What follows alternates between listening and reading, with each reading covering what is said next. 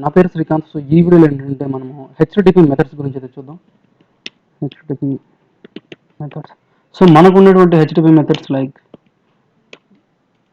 HTTP get, HTTP post, next HTTP put, next HTTP delete. So మనం ఫ్రీక్వెంట్గా అయితే AP calls చేసేటప్పుడు ఈ 4 మెథడ్స్ అయితే మోస్ట్లీ యూజ్ చేస్తాం. ఇవి కాకుండా ఇంకా చాలా ఉన్నాయి, బట్ స్టిల్ మనం యూజ్ చేసేటువంటి క్రడ్ ఆపరేషన్స్కి మోస్ట్లీ మనం అయితే ఈ మెథడ్స్ని అయితే యూజ్ చేస్తూ ఉంటాము. సో మనం వెబ్ ఏపీ క్రియేట్ చేసేటప్పుడు కూడా హెచ్టిపి వర్బ్స్ అంటుంటాం. So fine. సో ఇప్పుడు వీటిని యూజ్ చేసి మనం మోస్ట్లీ ఏం చేస్తుంటామంటే మోస్ట్ ఆఫ్ ద కేసెస్ మనకు ఉండేటి ఒకటే, లైక్ నేను బిలీవ్ చేసేది అయితే క్రడ్ ఆపరేషన్సే ఉంటాయి. Let us think CRUD.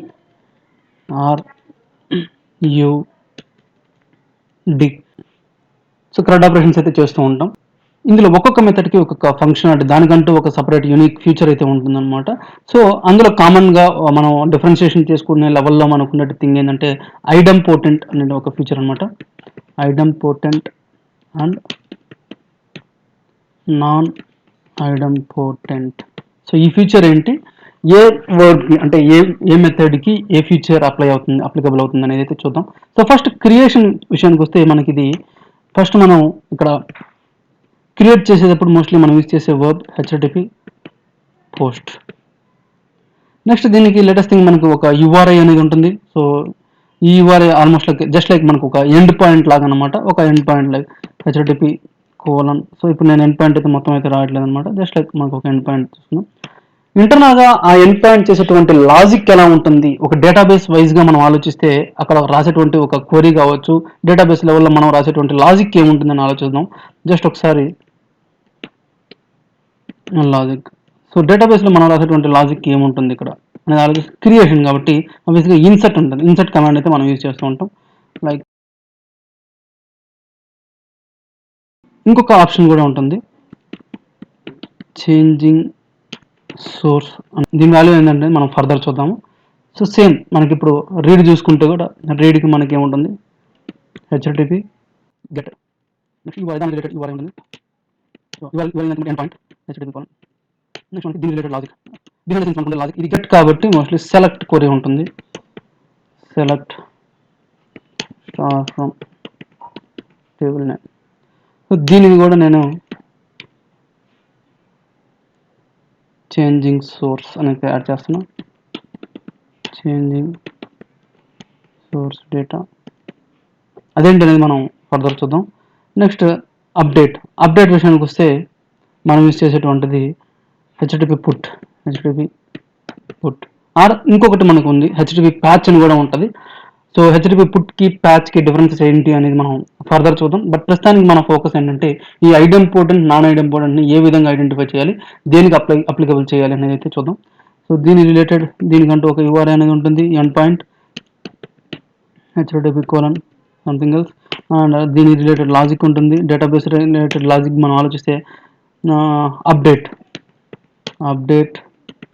Table name set example something ఏదో ఒక కాలం 1 is equals to value 1 where id is equals to something else. Fine. So ఈ విధంగా ఉంటుంది. దీనికి కూడా చేంజింగ్ సోర్స్ డేటా అనేటువంటి ఇంకొక ఫీచర్ని చూస్తాం. Source data.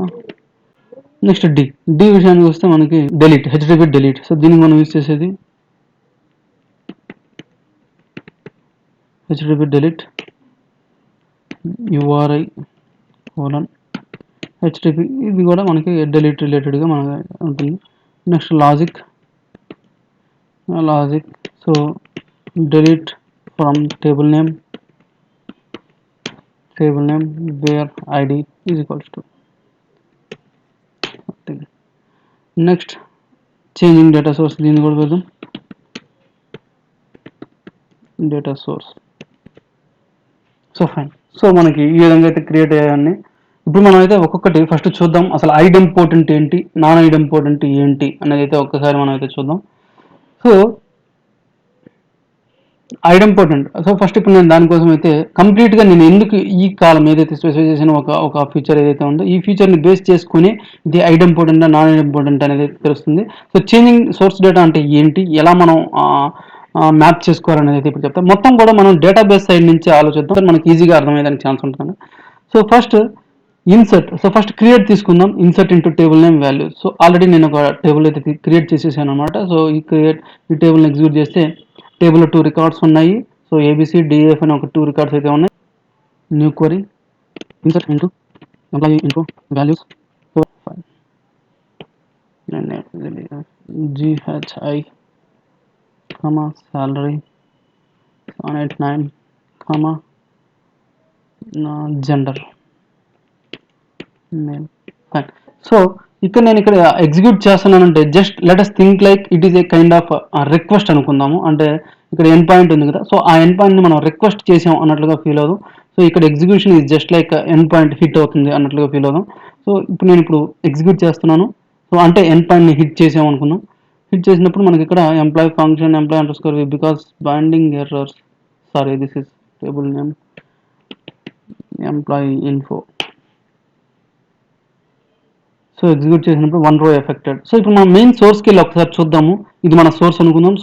సో మన సోర్స్ టేబుల్లో ఆ రికార్డ్ అయితే యాడ్ అయిందనమాట as expected. So just like మనం రిక్వెస్ట్ చేసినప్పుడు ఎప్పుడైతే ఈ యూఆర్ఐని హిట్ చేసినప్పుడు మనకు జరిగే ఫంక్షనాలిటీ ఏదైతే ఉందో ఇన్సర్షన్ అది జరిగింది.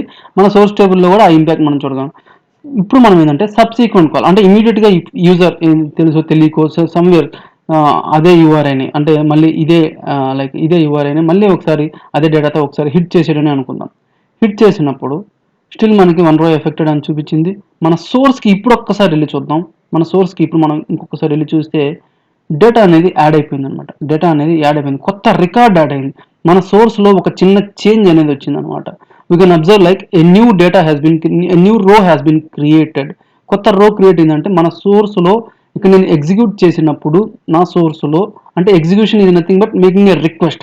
జస్ట్ ఫీల్ లైక్ ఇక్కడ నేను ఎగ్జిక్యూట్ చేస్తున్నాను అంటే ఒక రిక్వెస్ట్ చేస్తున్నట్లుగా ఫీల్ అవ్వండి. సో ఒక రిక్వెస్ట్ చేసినప్పుడు ఇన్సర్ట్ ఈ ఆపరేషన్ జరిగి నా సోర్స్ టేబుల్లో ఇంపాక్ట్ అనేది చూపించింది అనమాట. సో మళ్ళీ నేను రిక్వెస్ట్ చేసినప్పుడు ఇదే క్వరీ ఎగ్జిక్యూట్ అయిపోతుంది. సో ఎగ్జిక్యూట్ అయింది. సో ఇప్పుడు నా సోర్స్ టేబుల్లోకి మళ్ళీ నేను వెళ్ళి ఒకసారి చెక్ చేసుకుంటే ఇంకొక రో అనేది క్రియేట్ అయిపోయింది. అంటే నా టేబుల్లో ఇంపాక్ట్ అయితే చూపిస్తుంది అనమాట. సో ఒక్కొక్క రో అనేది యాడ్ అవుతుంది. నేను రిక్వెస్ట్ చేసిన ప్రతిసారి కూడా ఈ ఆపరేషన్ జరుగుతుంది. ఈ ఆపరేషన్ జరిగాక ఇమీడియట్గా నాకు నా సోర్స్ టేబుల్లో కూడా నేను చెక్ చేసుకుంటే ఇంపాక్ట్ అనేది ఉందన్నమాట. Means like a small change is there in my source table. So దాన్ని నేను ఇక్కడ ఇలా పెట్టనమాట. చేంజింగ్ సోర్స్ డేటా అంటే అవును చేంజ్ చేసింది, ఎస్. సో చేంజ్ చేసింది కాబట్టి దీన్ని మనం చూద్దాం.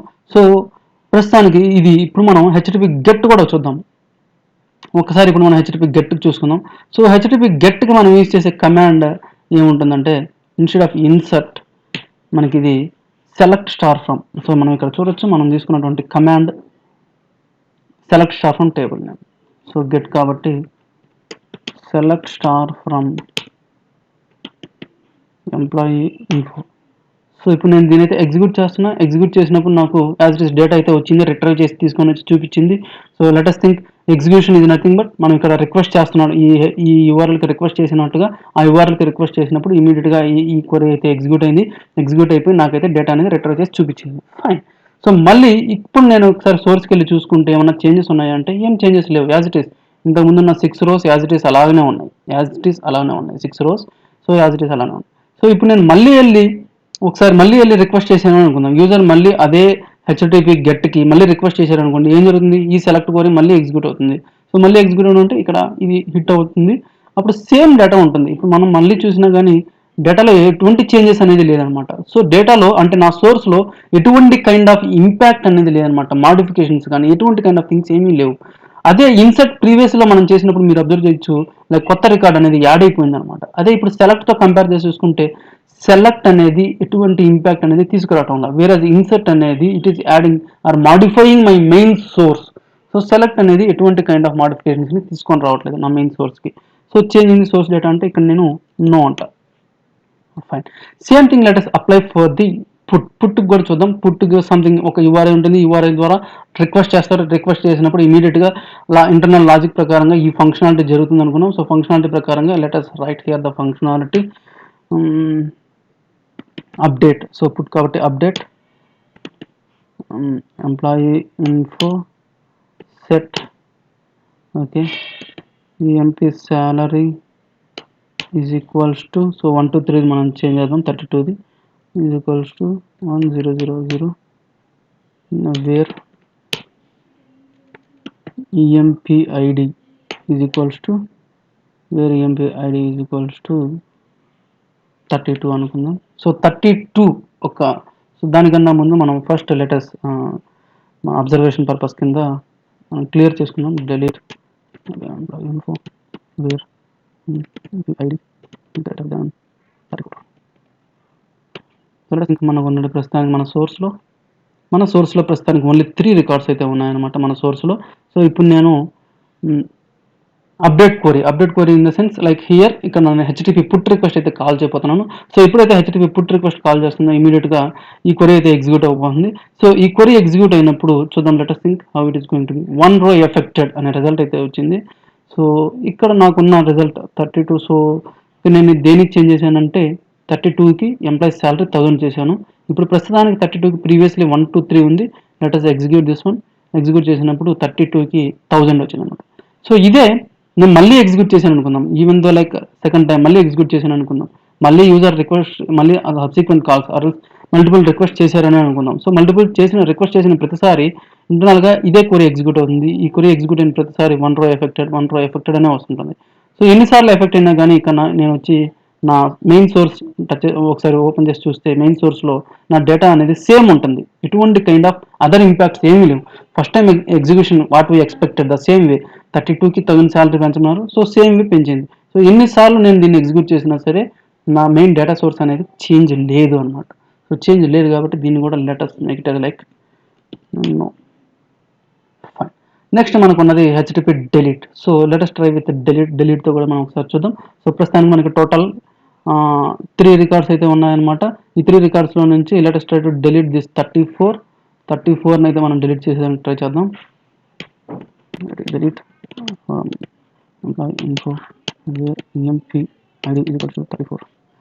So let us think like user end user ఎవరైతే యూజ్ చేస్తున్నారో హెచ్టిపి డెలీట్ ఈ ఎండ్ పాయింట్కి అయితే రిక్వెస్ట్ చేశారనమాట. ఈ ఎండ్ పాయింట్ రిక్వెస్ట్ చేయగానే ఇమీడియట్గా ఈ లాజిక్ అనేది ఎగ్జిక్యూట్ అవుతుంది అనుకుందాం.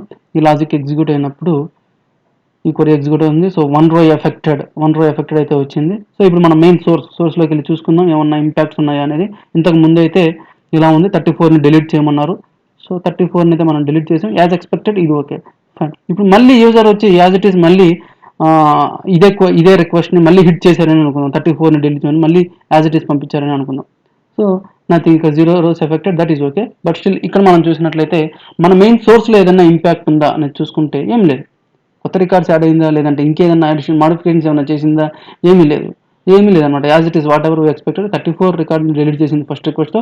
తర్వాత యాజ్ ఎక్స్పెక్టెడ్ మనకి ఇలానే కనిపిస్తుంది అనమాట. ఎన్నిసార్లు నేను దీన్ని ఎగ్జిక్యూట్ చేసినా సరే ద సేమ్ నా మెయిన్ డేటా సోర్స్ అయితే ఎటువంటి కైండ్ ఆఫ్ చేంజ్ అనేది ఉండదు అనమాట. సో హెచ్టిపి డెలీట్కి కూడా మనకి ఇక్కడ చేంజింగ్ డేటా సోర్స్ అంటే no changing data source. So నేను ఇక్కడ చేంజింగ్ డేటా సోర్స్ అని పెట్టాను, సోర్స్ డేటా అని పెట్టాను direct like on multiple request on multiple requests. So not on multiple requests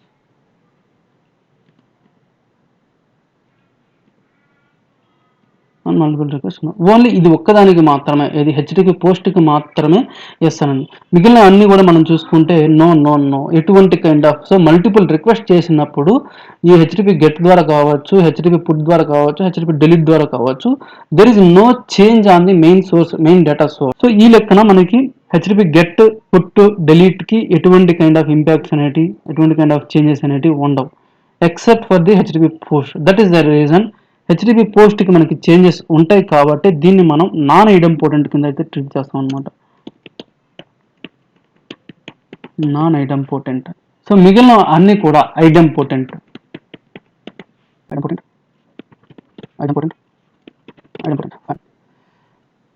so CRUD ఆపరేషన్లో ఓన్లీ వైల్ క్రియేటింగ్ ఒక్కదాన్ని మాత్రమే మనం నాన్ ఐడి ఇంపార్టెంట్ అని ఉంటాం. మిగిలినవి మోస్ట్లీ మనం హెచ్టిపి గెట్ యూజ్ చేసినా, హెచ్టిపి పుట్ యూజ్ చేసినా, హెచ్టిపి డెలీట్ యూజ్ చేసినా it comes under the category of ID important, because even though we are executing the multiple, we are having a multiple request to the same source is nothing but it మనకు URI ఎన్నిసార్లు దీన్ని మనం execute చేసినా సరే same result అనేది ఉంటుంది అనమాట. So ఈ కైండ్ ఆఫ్ ప్రాపర్టీ ఆర్ బిహేవియర్ని మనం ఐడెంపోటెంట్ అనేది పిలుస్తాం. ఒకవేళ చేంజెస్ ఏదైనా ఉంటే దాటిని మనం నాన్ ఐడెంపోటెంట్ అనేది పిలుస్తాం. హోప్ మీకు అర్థమైంది అనుకుంటున్నా friends. That's it for this video. Thank you.